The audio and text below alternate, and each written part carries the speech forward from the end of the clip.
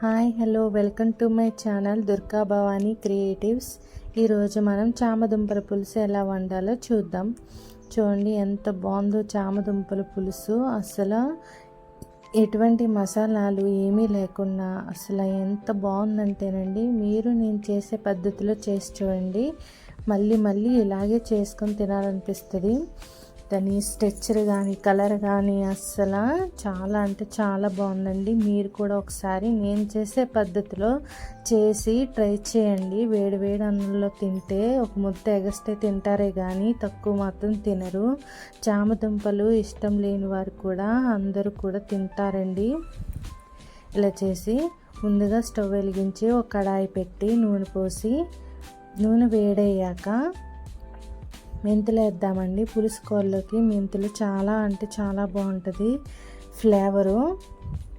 చాలామంది పోపు వేస్తారండి, మీకు ఇష్టమైతే వేసుకోండి. నాకైతే అంత టేస్ట్ అనిపించదు చామదుంపల పులుసులోకి పోపు. నేను ఓన్లీ మెంతులోటే వేస్తున్నానండి. మీ దగ్గర మెంతులు పౌడర్ ఉన్నా వేసుకోండి. మెంతులు వేగాక ఎర్రగా వేగాలండి. మెంతులు వేగాక ఉల్లిపాయలు, సరిపడే ఉల్లిపాయలు వేసుకుందామండి. ఉల్లిపాయలు, పచ్చిమిర్చి అవి కూడా వేగాలండి, బాగా వేగాలి. మీరు కూడా ట్రై చేయండి ఫ్రెండ్స్, చాలా బాగుంటుంది. ఉల్లిపాయలు వేగేందుకు సాల్ట్ వేద్దామండి. సాల్ట్ వేస్తే గమ్మున వేగిపోతాయి. అలాగే నా ఛానల్ సబ్స్క్రైబ్ చేసుకోండి friends, please support me. Like చేయండి నా ఛానల్ని. ఇందులో కొంచెం పసుపు కూడా వేసుకుందామండి. పసుపు కూడా వేసి దోరగా వేయించాలండి. ఉల్లిపాయలు, పచ్చిమిర్చి ఇవన్నీ కూడా దోరగా వేయిద్దామండి. బాగా వేగాలండి ఇవి. వేగిన తర్వాత ఇందులో టమాటాలు వేద్దామండి. కరెంట్ పోయింది, ఏమనుకోకండి, లైట్ పెట్టుకొని చేస్తున్నాను. టమాటాలు కూడా కొంచెం మెత్తపడాలండి. ఈలోపు మనం కుక్కర్లో చామదుంపలు ఆల్రెడీ నేను ఉడకబెట్టుకొని తొక్క తీసేసి పెట్టానండి. 2 విజిల్ పెట్టుకుంటే సరిపోతుందండి. కుక్కర్లో విడిగా ఉడికించడం కన్నా కుక్కర్లో ఈజీగా ఉంటుంది. ఫస్ట్ నేను ఉడికించి పక్కన పెట్టేసుకున్నానండి.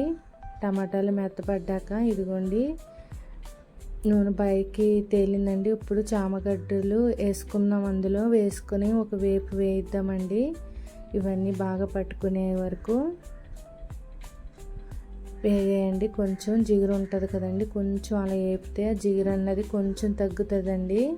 ఇప్పుడు ఇందులో తగినంత కారం వేసుకుందాం. తగినంత కారం వేసుకుందామండి.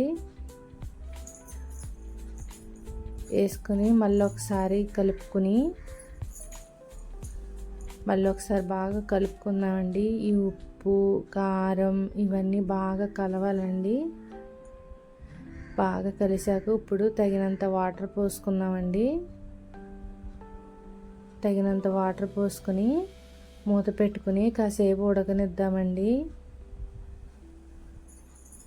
ఈలోపు నిమ్మకాయ అంతా చింతపండు నానబెట్టుకుందామండి. వేడి నీళ్ళు వేస్తే గుమ్మని నానిపోతుంది. మూత పెట్టుకుందామండి. ఇప్పుడు కాసేపు ఉడికిన తర్వాత మూత తీసి చూద్దాం. ఇందులో నేను వంకాయ కూడా వేసానండి. ఇందులో చూపించడం మర్చిపోయాను, క్లిప్ మిస్ అయింది. ఒక వంకాయ ఉంటే వేసానండి. ఇప్పుడు బాగా ఉడికినాక చింతపండు రసం వేసుకుందాం.